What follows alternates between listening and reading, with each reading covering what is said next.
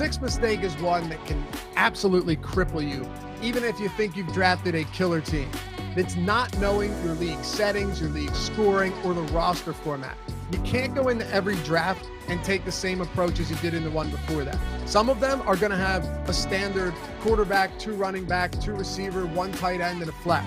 Another one's going to have a 3 wide receiver setup where you've got 2 running backs, 3 wide receivers, and a flex. Whereas if you go wide receiver heavy early in the round, it makes more sense than doing that in another league. Some of them might be a tight end premium league or super flex. You're going to know most of that stuff, but understand what your roster looks like, what the settings look like, how deep your bench is. And another big thing is, does your league have bonuses?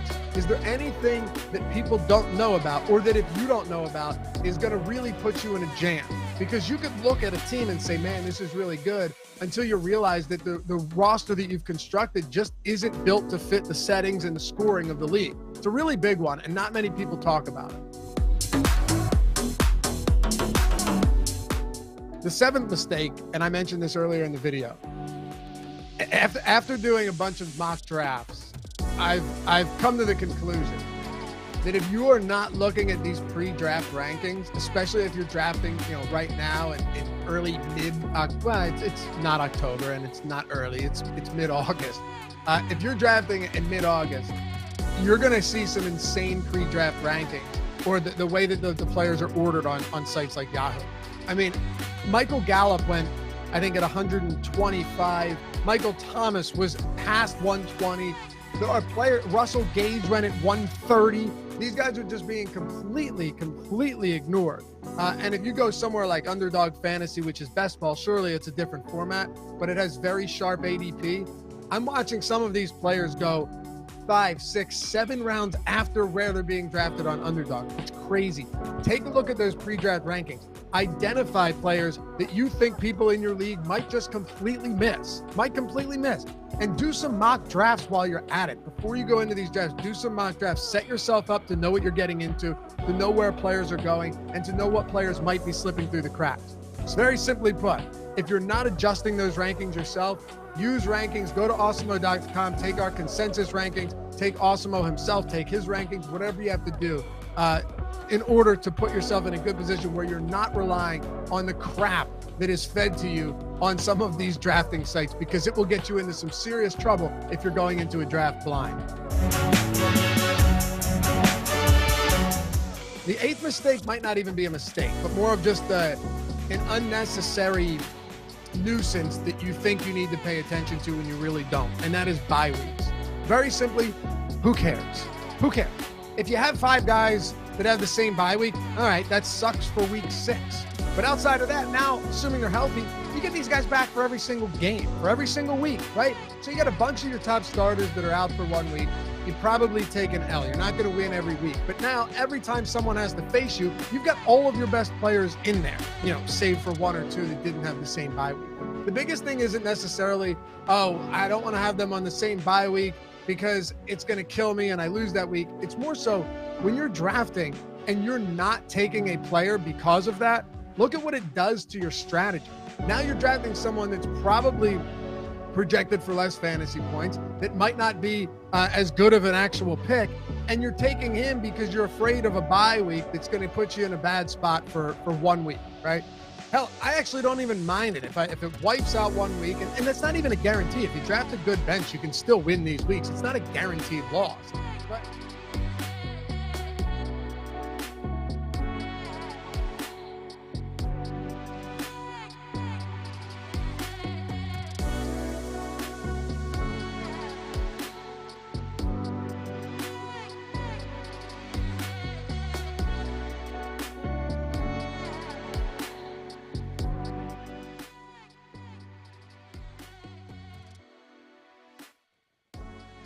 welcome to the Awesemo NASCAR Live Before Lock show. Happy Sunday. Hopefully you're off to a great start. Of course, today we are here to talk about the Verizon 200 at the Brickyard. We are sponsored by Monkey Knife Fight. We'll talk a little bit about Monkey Knife Fight later on in the program, talk about some of the plays we like potentially over there at Monkey Knife Fight. And of course, we're also brought to you by our brand new podcast we have here at Awesemo, and that is Betting You, which is is all about college football. Yes, college football is right around the corner.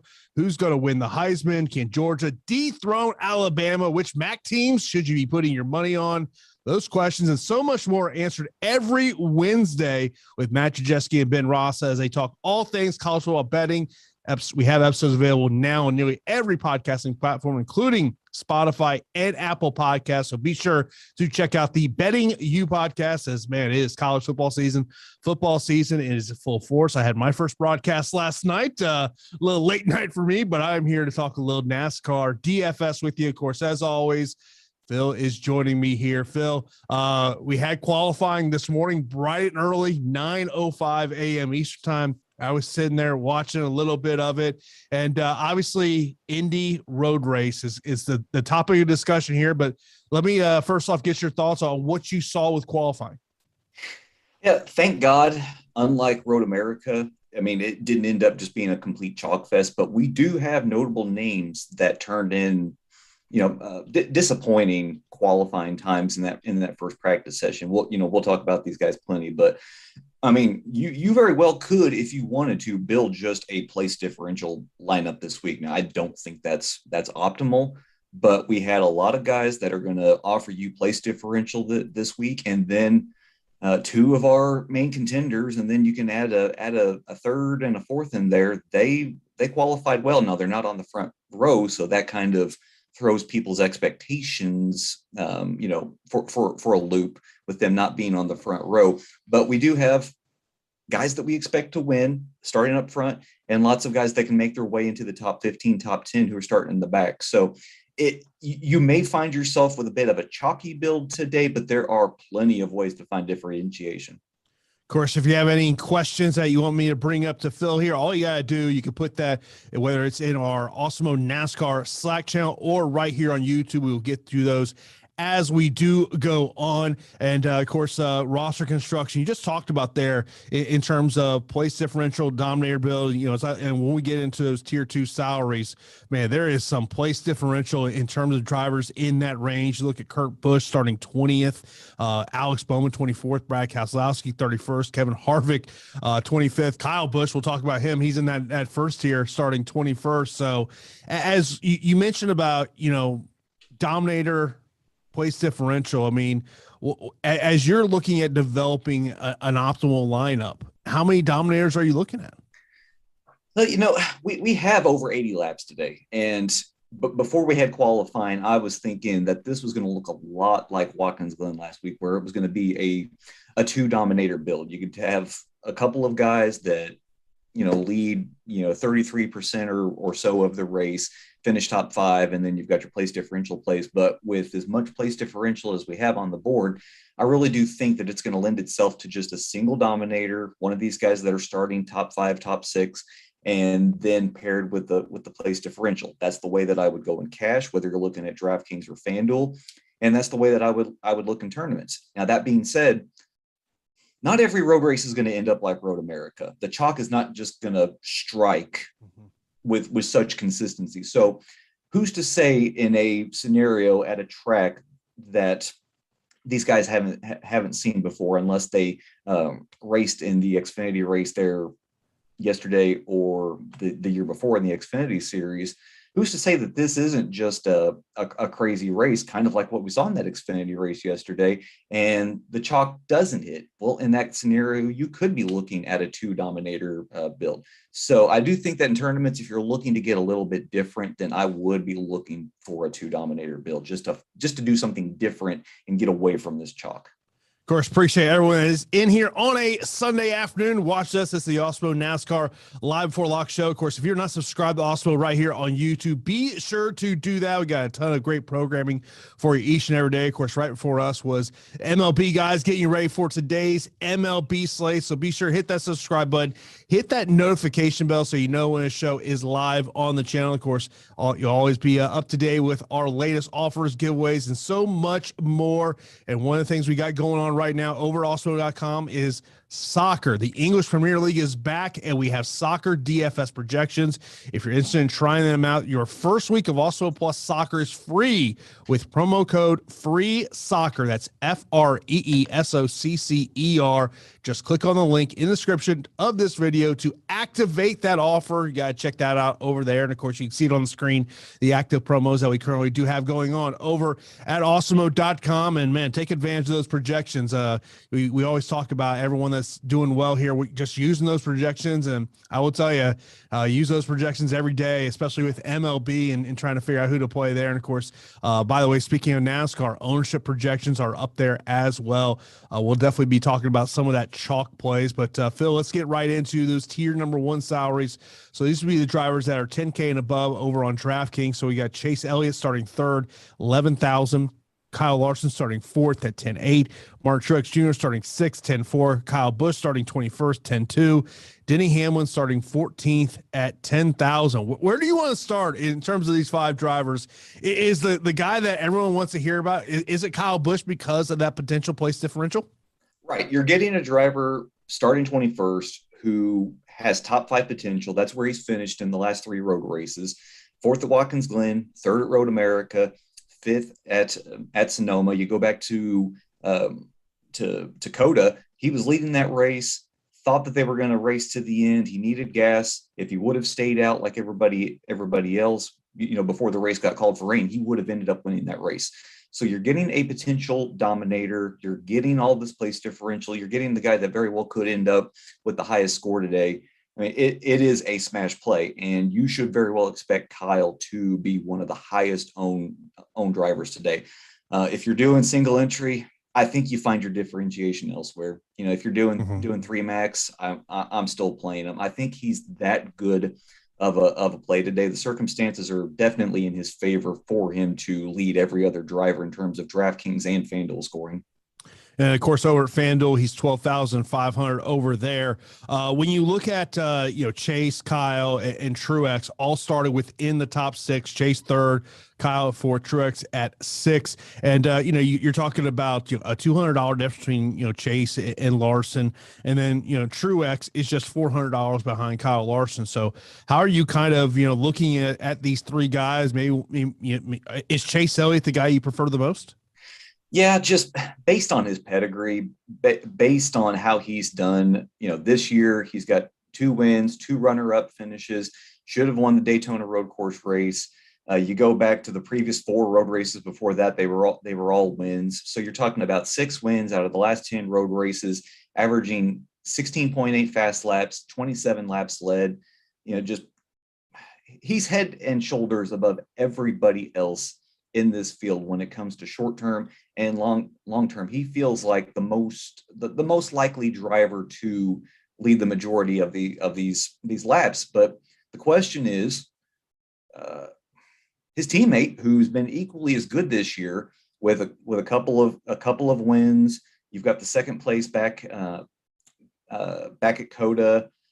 He was running good at Road America before he got loose late in the race and finished 16th. But over these last 10 races, he's averaging the 2nd most laps led at 12 laps per race. You saw what he did last week at Watkins Glen. He ran away with that race at Sonoma. It really is going to be a competition early on, I think, between these 2. Who can get out in front of the other one is probably going to be the biggest determinant of who leads the most laps today. Now, that's not to discount William Byron. That's not to discount Chase Briscoe, because either one of those 2 could establish track position and lead laps. But when it comes down to most likely to lead the majority of laps today, it really does, for me, fall between Elliott and Larson. And you do have to give some credence to Truex. He ran really well in practice yesterday. Now, I will say, if you're looking at the practice numbers, NASCAR got them totally screwed up. They had, in terms of the 5-lap average, they had Christopher Bell running an average that was 17 seconds faster than the next closest guy. The numbers got really skewed because they gave Christopher Bell a 2.6 second lap. When you do that, it really skews the averages. So I wouldn't necessarily look to those numbers to help you make a decision between this driver or that driver. but Truex ran fine in practice. And, quite frankly, all he really needs is a good short run car to get out in front of these two, or perhaps just a better pit strategy. And he can get out and he can lead just the same. We saw him do that at Watkins Glen. So if he did that last week, it's something that we need to be wary of this week at Indy. Mentioned a question in the chat from Gregory about Kyle Larson. He's saying, any worries about a Bell Larson scuff up today enough to stay away from them? It's tough to gauge these things. Like Larson, I don't think he legitimately cares. He just won the Knoxville Nationals race last night. And, that's a weird thing to think about, that he won that dirt race last night. He left there, got back to the track to his hauler about 3:00 in the morning. Supposedly he was going to take a nap after qualifying. So, he's running on a really limited sleep this week. And that's kind of another thing, that if you're gauging Larson versus Elliott, you've got Elliott, who ran in the Xfinity race yesterday, got a full night's sleep, versus Larson, who's just, over the last 12 hours has had just a crazy schedule. But, if you're going to fade Larson or Bell just simply because of the fear that one guy is going to wreck each other, I wouldn't do that. Both of these guys could easily move on beyond that, and it never shows up today. And you could easily miss out on a couple of top 5 guys. You mentioned about Kyle Busch and his place differential. The other guy in this tier, Denny Hamlin. Now he starts 7 positions above, Kyle Busch in this one. $10,000 on DraftKings, $12,000 over on FanDuel. Yeah, I've got Hamlin listed just purely as a GPP play today. I don't see him ascending to the lead and gaining dominator points. In fact, if you look at his last 10 road races, he's only averaging 3.3 laps led and 3.6 fastest laps. And if we just solely look at this year, that number is oddly the same. It's only 3 laps led over these 5 road races and 4 laps led. So, he might get there for a little bit with pit sequencing and what have you, but he's not a guy that I primarily see there, sticking around and leading, 10% or more of the race. I've read a few articles, listened to some stuff in the couple of hours, and I do think that Hamlin is going to be a trendy pick today. I've seen a lot of talk about Hamlin as a guy that can get to the front. So don't be surprised if you play Hamlin as a pivot off of Busch, that Hamlin actually carries some ownership today. Yeah, and of course, if you go over to Awesemo.com, you're an Awesemo Plus member, you can see those ownership projections of where we have Denny Hamlin. There are going to be some guys that we'll talk about that are going to be some chalk plays, particularly in this upcoming tier that we're about to talk about. But before we get there, do want to let you know that we do have 2 new YouTube channels that you need to go subscribe to. If you love what we're doing for DFS, then you're going to love what we're doing for season-long fantasy football and sports betting. Just click the links pinned in the YouTube chat or in the description of this video to subscribe to those channels, and make sure to turn those notification ons. We are producing betting and fantasy football content around the clock, so make sure to stay up to date with those videos from your favorite Awesemo hosts. And if you want to check out some other free content we are offering, you can find our fantasy football rankings in front of the paywall on the Awesemo.com fantasy football tab. And for sports betting, you can check out the Awesemo odds tab for access to Odd Shopper and our MLB betting tools, which includes our sports betting model and player props tool. You got to check out what we're doing over there with our NFL projections, and college football is around the corner as well. I know Matt Jeske, he is the man when it comes to those college football projections. So you got to check out everything we got going on over there at Awesemo.com. Now, when we look in this tier number 2, Phil, these are the drivers in the 9K and 8K range. We got William Byron, who's starting on the pole, Joey Logano 7th, Austin Cendrick 13th, Christopher Bell 17th, Kurt Busch 20th, AJ Allmendinger 8th, Ryan Blaney 16th, Alex Bowman 24th, Brad Kozlowski 31st, and Kevin Harvick 25th. I want to start off with Brad Kozlowski because, well, he's going to be chalk today. Starting 31st, 8,200 on DraftKings, 8,000 there over on FanDuel. I want to mention a question because there was a couple of questions related to Brad Kozlowski. JJT saying, can you trust Kozlowski, or is he just trash now? If Kozlowski is trash, then people are weighing last week's race just way too heavily in how they're viewing Kozlowski. I mean, it was obvious when he started that race last week, and you saw smoke every time that he would have to hit a corner. Like, whatever they were doing with their brakes, it did not work. And you saw that on lap 10. He got loose going into that the second to last turn there at Watkins Glen, did a complete 360, lost the lead to Joey Logano, and those brakes were an issue for him the entire race. In fact, he took out Logano at one point, screwed up Logano's day, spun out multiple times, ended up finishing 35th. But for the most part, if you look at Kozlowski, you are looking at a top 15 driver. He's not really been that fantastic of late. There's a couple of top fives in there, but at this depressed salary, because it's $8,200 on DraftKings, $8,000 on FanDuel, you don't need Kozlowski to be fantastic, especially with this starting position. If he's going to give you another top 15 finish, or if he's just going to give you a 15th place finish, then that works. It's fantastic. People are gauging Kozlowski versus Bowman versus Harvick. And quite frankly, when you look at all of these numbers, they are basically the same driver. So if you're giving me all of these options at near similar prices here on DraftKings, I'll just take the guy with more place differential. It's as simple as that. Next driver we got to talk about in this here has to be Austin Cendrick, starting 13th, 9,400 and 9,000. And Brandon Cruz saying one question and one question only. Cedric is being talked more and more from people I know, and I agree with it. So what is your take on Austin Cendrick today?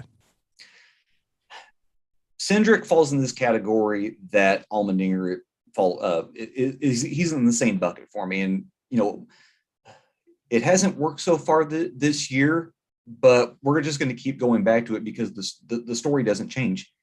Cendrick's not racing for playoff points. He's not racing for points, period. Neither is Allmendinger. These guys are in this race to win this race.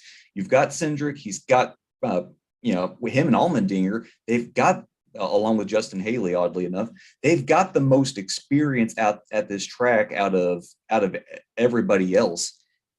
Cendrick marched his way through the field, ended up winning that race yesterday. Allmendinger, once he finally cleared traffic, he really couldn't even get close enough to ring Cendrick in. So you've got the experience. Cendrick knows what to do at this track, and there's an odd thing that's happening at this road course where the Indiana natives keep winning. You've got Briscoe and Cendrick, who both won the Xfinity races, so maybe that weird narrative kind of carries over into today. But Cendrick's got a little bit of place differential, starting 13th.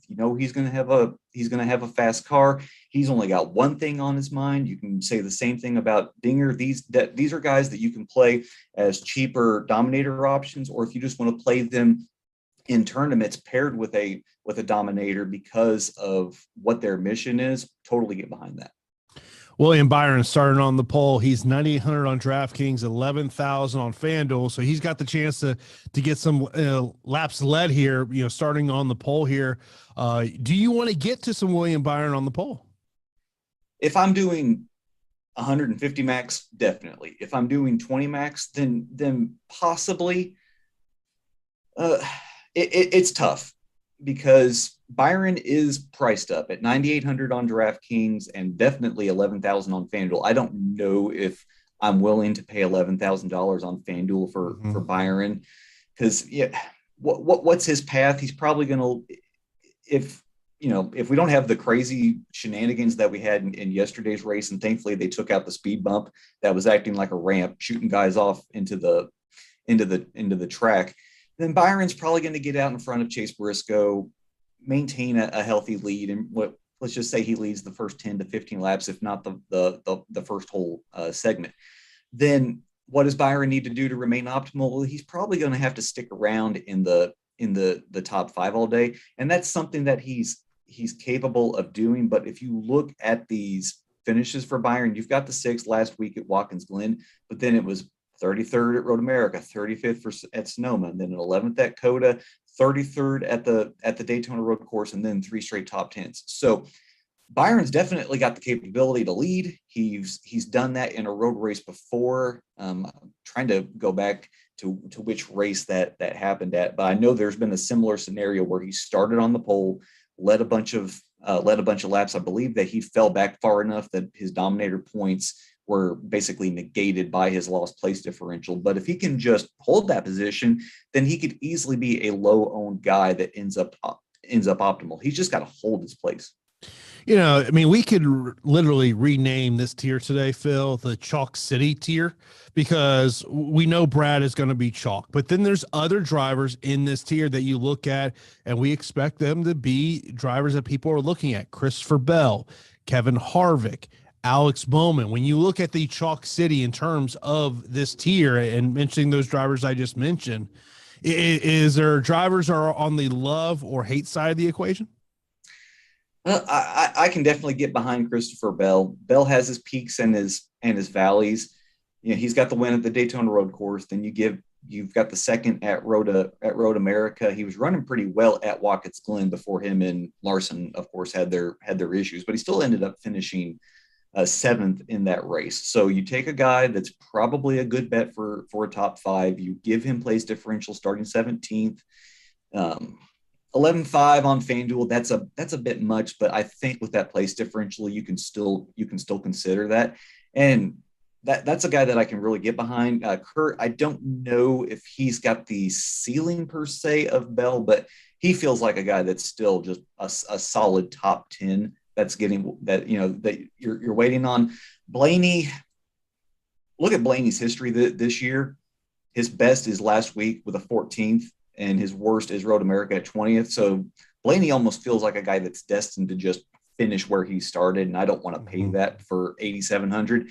And then, like I said, Bowman, Kozlowski, and Harvick, they've oddly all over the last 10 road races just kind of produced almost the exact same number. So on DraftKings, you know, if you're having to pick one, I think I'm going in cash. It's Kozlowski. In tournaments, I think Bowman might have the higher upside of these guys. And over on FanDuel, then the selection is Kozlowski because he saves you, you know, $1,000 or more versus these two.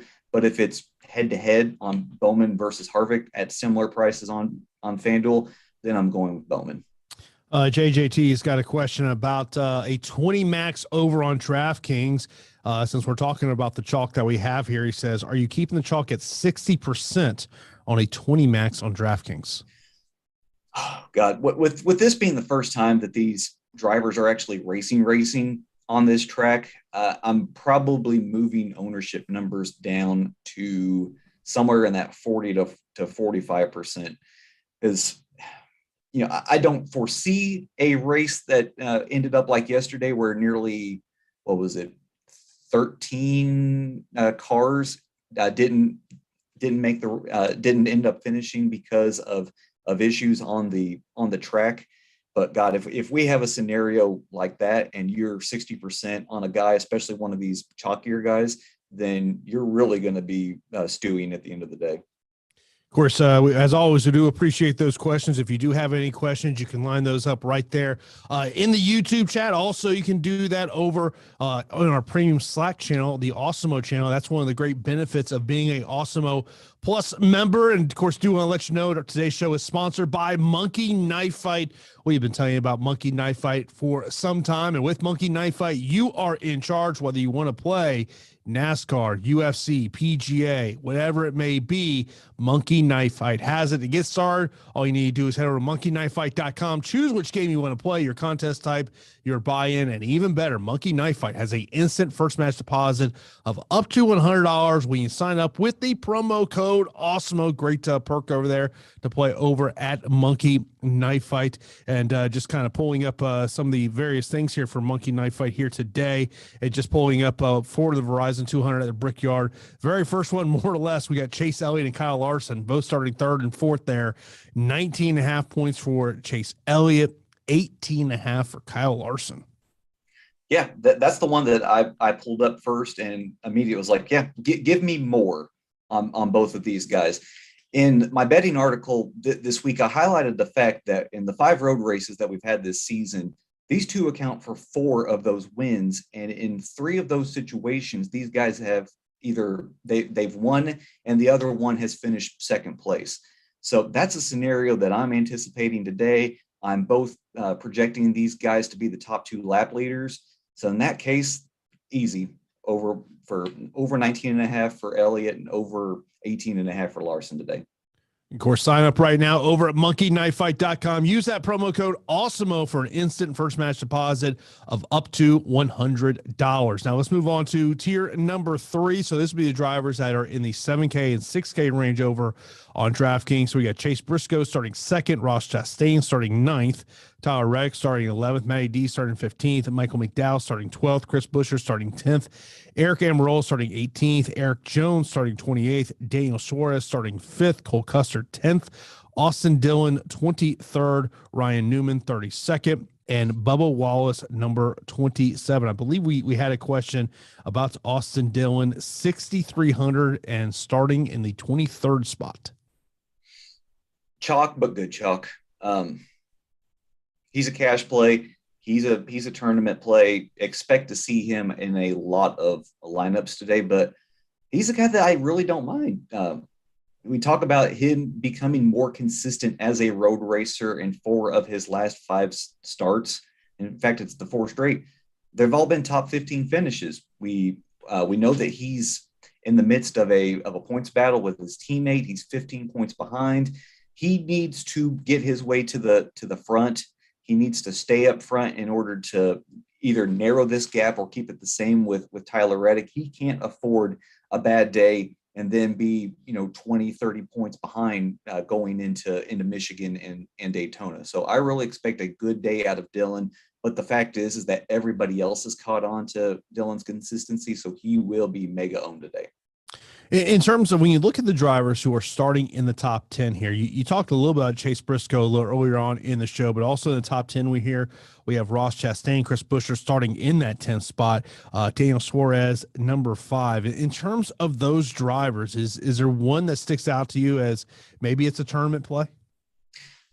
You've got to give a nod to Chase as a dominator / tournament play. You can put him in both groups simply because he's priced down. He's 7,900 here on DraftKings, at 9,500 on FanDuel. He got priced up just in case he turned into a place differential play. And of course, that really didn't happen with him starting on the front row. But with him starting 2nd, William Byron in 1st, all Chase has to do is just outbreak him into one of these passing zones early on, and Chase can firmly establish himself in the lead. We talked about last year's Xfinity race. He won that race in sort of demanding fashion. It became a little closer towards the end with some cautions, but he was really one of the better drivers in that race. Used his skill, used his aggression to get out front. And what's really to stop him from doing those same things to today? He's been a top 10 waiting to happen at these road races. That is the pure place that he's excelled this year. And now we're going back to a track that he knows really well. I think you've got to give him some credence as a possible lap leader today. And once again, at that price, what do you really need from him in terms of dominator points for him to be valuable? Really not that much. And if he can just hold on to the top 5, top 10, like we were already projecting him to finish, then he's going to be a valuable play today. One of the things that as I look at our ownership projections that we have here, there is some drivers we have here that you could say ultimate leverage spots here because of what we're seeing in terms of ownership here. It's like you look at someone like, why would you get to someone like a Daniel Suarez starting 5th today? I think it's primarily because of just who he's situated around. Now, I would not go crazy with my Suarez ownership if you're doing 20 max or 150 max. Suarez and his finishes, they have really not been that fantastic. You've got a 31st at Watkins Glen, a 36th at Road America. You've got a peak of 12th at Sonoma, but then a 33rd at Coda, a 16th at the Daytona Road Course. So this year, his two best finishes for this Trackhouse team, they've been top 16 finishes, but then everything else has been mired in the 30s. So at 6,600, 5,000 on FanDuel, once again, if he can hold position, if he can stay around the top 10, then he very well could outscore this whole lot down here. Like, just because of finishing position points, he could easily outscore the rest of these guys, but he carries so much risk because of that starting position. So that's why I say, I don't even know if I want to get there in 20 max. Like, I think I'm a bit more willing to go to Cole Custer, who starts a little bit further back in 10th in 20 max. So that's probably only a play that I'm doing if you're absolutely doing the 150 max. Now, when we talk about place differential in terms of the drivers in this range here, you got Eric Jones starting 28th, Ryan Newman 32nd, Bubba Wallace 27th. Now, obviously, Ryan Newman is getting ownership today, but do you want to get to that amount of ownership of what we're seeing? Oh, no. I mean, I try to make this case every time we get to a road course. Just avoid Ryan Newman. Avoid Ryan Newman. Now, there might be a little bit of a narrative because, once again, this is an Indiana native. He went to Purdue. That's where he got his engineering degree before he decided to become a cup racer. But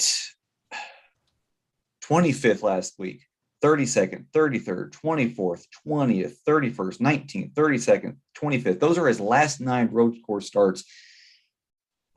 With his starting position 32nd, yes, he's going to pick up some spots. He is going to probably finish around 24th, 25th. So if you're fine paying 6,100, it's not expensive. It's not like Newman's 7,000 or 7,500. So it's kind of fine at 6,100. So if you don't want to play Dillon or Stenhouse or Priest in cash, and you'd rather play Newman just simply because of where he starts, that's fine. But in tournaments, there's just no upside with Newman where he's at right now. Of course, if you got any questions, be sure to line those up in the chat right now. Of course, one of the things we always love to do here at Awesemo is put a spotlight on the people that have gone into the Awesemo Hall of Fame. Of course, you got to be rocking that Awesemo avatar on your DFS profile. You can get that at awesemo.com/avatar. Placed in the top 3 of a contest with over 5,000 contestants. Tweet your wins. So at Awesemo HOF on Twitter. Win a free month of Awesemo Plus Platinum. Only 1 free month can be awarded to a user per calendar year. Congratulations there to Jay Tope, taking down a MLB contest, winning $10,000 right there over on FanDuel. Seeing a bunch of things what they're doing over there in terms of MLB as well. B. Walton also coming in good there. So you always got to check out. Love seeing those screenshots of those wins there in terms of the Awesemo Hall of Fame. So love to see your screenshots today in terms of this NASCAR race. As I'm as we're doing the show, I'm kind of developing some doing some hand builds here on my own. So as always, I do appreciate we do see those screenshots there. Mr. Moneybags, we'll get to your question here in a moment. I appreciate you checking in here in our premium Slack channel. Of course, you see the Awesemo Hall of Fame there up on the screen right now. A bunch of MLB winners we have in there. We'd love to see some NASCAR lineups go into the Awesemo Hall of Fame today. But let's get into the final tier. This will be the drivers that are underneath $6,000. So we got Ricky Stenhouse Jr., who you mentioned there a second ago, starting 22nd. Ryan Preece starting 30th. Corey LaJoie, 26th. Justin Haley, 29th. Anthony Alfredo, 33rd. James Davidson, 34th. Josh Berlicki, 36th. Timmy Hill, 40th. Cody Ware, 37th. Garrett Smithley, 39th. And Quinn Hoff at number 38. And there was a question that we had in terms of Ricky Stenhouse Jr. And James just said, Stenhouse value, question mark? Yeah, Stenhouse outside of one race, and that would have been the Sonoma race where he finished 37th. Everything else over the last 10 road races has been 22nd or better. Now, he starts 22nd, so you're saying, well, there's really not a lot to milk here. But the fact is that he's underpriced on both sides. $5,900 on DraftKings, $4,500 on FanDuel. If he can milk out a few positions, possibly finish around 17th, 16th, then I think that's going to work out. If you want to play him in cash, I like that. If you want to play him in tournaments, he's probably a little bit better suited for that, as you kind of hope that he pulls a higher end finish out of these scenarios. I think the driver that a lot of people are going to fall back on in this range is going to end up being Ryan Preece, just because of that place differential. And when you compare Stenhouse to Preece, Stenhouse has a better average finish. He's got more top 10s, more top 20s. But the fact is that those 8 place differential, those extra 8 spots, they're going to matter, especially in cash games. So if you are torn with the last spot between Stenhouse Jr. and Preece, or even LaJoie or Haley, hoping that what Haley did yesterday carries over into this race, I think you just side with Preece for the place differential. Plus, Preece will have a better car setup, combination than either Haley or LaJoie. Dylan says, how's Timmy Hill on road courses? I feel pretty confident he won't lose any places today. No, I joked during qualifying that I was gonna pencil in Timmy for 39th, and he disappointed me by qualifying dead last and 40th. Blew up any predictions there, but Timmy's not. This equipment, it's so bad. Like yesterday in the Xfinity race, all 3 of the it's called Motorsports Business Management. It's the team owned by Carl Long. All 3 of the cars were so slow that they failed to qualify for the race. And they took the top 36. You had to qualify if you didn't have points, you had to qualify top 32, and all 3 of the cars failed to do so. This is going to be a bad car. It's going to be a slow car.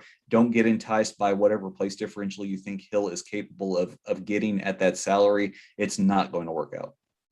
Yeah, you look at that. I mean, obviously starting 40th actually doesn't even have when I looked on FanDuel earlier, he didn't even have a price on FanDuel, so you can't even go over there on FanDuel. I mean, I guess the question I always ask you is, how low can we go in terms of these? Like, if you're looking just for that extreme punt play, is there just a point that you go, are you going, I'm not going lower than Corey LaJoie? I think I can spin a story where Justin Haley finishes with a top 20 finish, and at that salary with that amount of place differential, that could be, that could very well work out with you. But the rest of these guys in, Davidson, Billicky, Ware, Smithley, all in the Rick Ware equipment. I don't want to trust that. Quinn Houff, he's not going to pick up very much place differential at all. Anthony Alfredo started off the year pretty promising with finishes of 22nd and 18 at those 2 road courses, but ever since then it's been 31st, 37th, and 26th. I think Alfredo actually was pretty beneficial to some people in a lot of tournament lineups last week, letting them get all of the high-priced drivers in.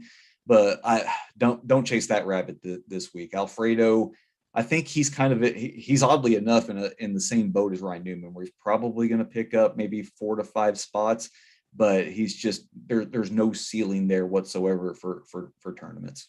Of course, we're going to start answering all your questions that we have not gotten to this point in the show. Of course, you got a question about anything about today's race, be sure to line those up, whether it's in our premium Slack channel or also right here in YouTube. But do want to let you know, if you know that you're going to be sticking around all season for NFL DFS, then grab our early bird Awesemo Plus NFL annual pass right now for 25% off with the promo code BLITZ.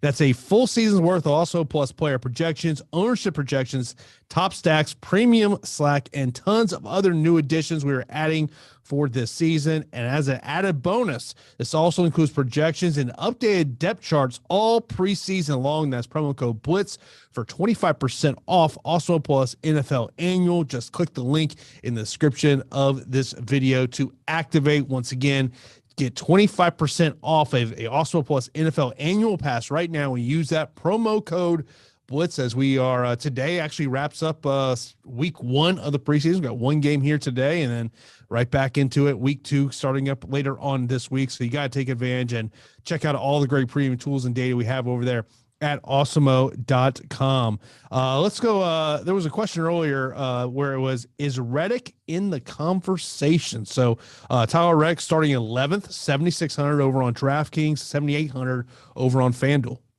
Yeah, got him listed as a tournament play this week. I don't foresee him leading laps. I think he's starting way too far forward to be considered a cash game play. But Reddick, he's so stinking consistent, and they've got a goal. They know what they're having to do to get him into the playoffs, and they just keep executing it flawlessly. Last 4 road races, all top 10 finishes. They've all been in the 8th to the 10th place position, but that's what they need out of him. They need him to garner some points for the playoffs. They need him to finish high. They need him to keep this cushion between him and Austin Dillon. If you want to play him in tournaments, hoping that he picks up a few spots, definitely get behind that. He's a little pricier than I would like, but hopefully that keeps people off of him ownership wise. Mention Mr. Moneybags leaving a question in our premium Slack channel. Appreciate you, man. He says, last man in a DraftKings GPP, Bubba Wallace, or he writes Recky, for people who don't know who that is, Ricky Stenhouse Jr. I'm gonna take Recky Spinhouse. Bubba. I wanted to believe that Bubba's ties with Toyota and Joe Gibbs was going to pay off last week, and of course that it meant absolutely nothing. We're still going to look back at that 14th place finish at Sonoma and just wonder how he was able to do that coming back from 2 laps down. But with Ricky, you feel like you have a driver that's going to get in the top 20, and you have a guy that might even push that into the top 15. Bubba does not have that kind of upside here at a road course. Are you getting into the narrative street of Denny Hamlin here today?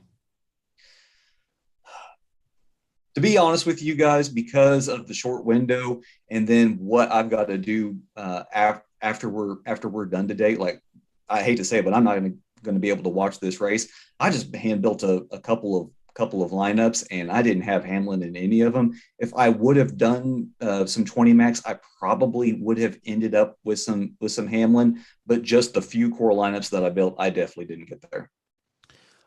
Next up here from A-Robe over in our Slack channel, Kyle Busch or Kyle Larson? I'm going to take Busch. You've got the place differential. If both of them finish, let's just say you give them both a 5th place finish, then Busch automatically gets the head-to-head because of the place differential. So then you have to say, okay, what does Larson have to do to earn 15 points worth of Dominator points? And that's quite a lot. So I say take the cheaper driver that gives you almost the more assured production. Next up, from Anthony, says best value on a DraftKings single entry. Best value. That's a very interesting way of looking at that. It's so stinking chalky, but I do think it's Austin Dillon. I think you're going to get another top 15 finish out of Dillon today. But like we said earlier, be prepared for his ownership to be 40% or higher. Next up, James says Logano bounce back today. I would have loved a Logano bounce back last week. I was so heavily invested in that whole idea. That definitely didn't work out. No thanks to Brett Kozlowski. I am getting kind of discouraged by the trend that Logano is on. And even if he wouldn't have got spun out and finished 22nd, after that first run, he was already back in the mid-teens. So Logano is probably a stay away to play today. Next up, Alan says, is Kozlowski a must for a GPP on DraftKings? I don't think he's a must. I mean, Kozlowski could easily just finish around 23rd, 22nd. And at that price point, just picking up that little place differential, he's not going to be a value to you. He's probably a must play in cash games, but definitely not in tournaments. Next up, Craig for last man in says he has 7,200 left for the final spot on DraftKings. I am Amarola, or is there a better option in that area? if you're there at that range and you don't want to leave a lot of salary cap on the table, then I would probably be looking at Chris Buescher. I think Buescher has a little bit higher ceiling than either Almirola or Jones. And quite frankly, if you can maneuver some things around and get a little extra salary, I don't mind getting to Matty D. Matty D, ever since they did the crew chief change, he has been running a whole lot better. They probably should have done this for him sooner in the season. Matty's since the crew chief change, he's got finishes of 11th and 10th at road courses. He was running in the top 10 consistently last week at Watkins Glen. So if you can find that extra money, I would consider getting up to Matt. Of course, so you got any more questions, be sure to line those up right now in the chat. We're going to be here for another couple of minutes before, of course, this race starting here at the top of the hour. Of course, if you're not subscribed to Awesemo right here on YouTube, you got to do that. We got a ton of great shows for you each and every day, whether you're looking for MLB DFS coverage, NFL DFS coverage, whatever it is, we have you covered. And, of course, once you're subscribed to the channel, be sure to hit that notification bell so you know when a new show is live on the channel. Is there a driver that you really like that we really haven't talked about yet? As we, God, it feels like we've really hit everybody. The one driver that hasn't been mentioned is Ross Chastain. Looking at the ownership, people are not playing Chastain because you're not getting the typical place differential out of Chastain. But Chastain's kind of in that same boat as Briscoe, where he's starting way too far forward for most people's tastes. He's a guy that, with a little pit strategy, he could find his way to the lead. He competed in that Indy road race last season. If you want to see those results, you can flip to the second page of the race sheets and look at the Xfinity numbers. That has those numbers detailed in there. But Chastain offers you a little bit more place differential than Briscoe. His upside to lead some laps, it isn't there, but you do have that 7 more spots that he can gain. And this is something that we haven't talked about. Chastain and Briscoe are so far out of the playoff picture that they have to win one of these next 3 races in order to get themselves into the playoffs. We know the pedigree of both these guys. They are fantastic road racers. So they have that same goal in mind that we've talked about with Cendrick or Allmendinger, where I've got to get a win. I can't just put together a string of top 5 finishes here and hope that's good enough. They've got to get a win, and with that motivation, that's something to key in on for tournament plays.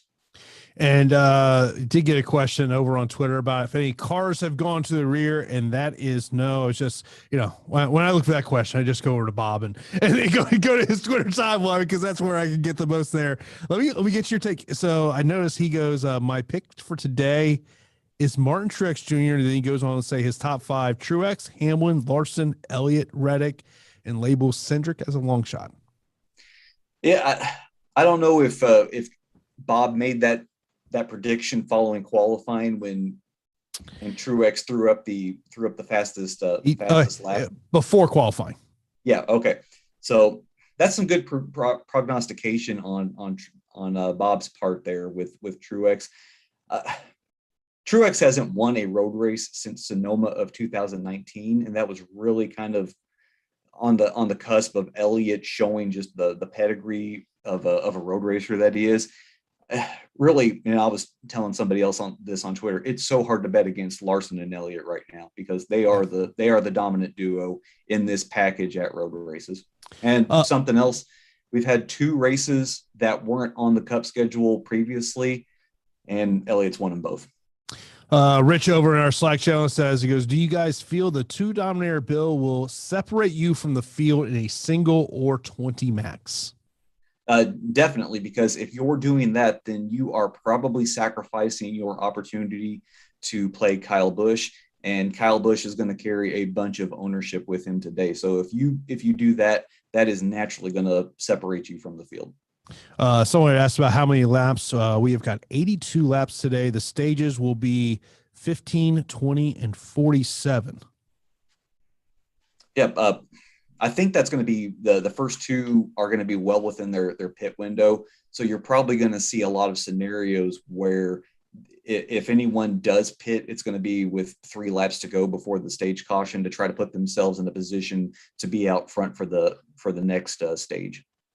Of course, we got the race is going to start here in about 13 minutes from now. So good luck to everyone in your NASCAR DFS lineups. Phill, anything you want to mention before we get out of here?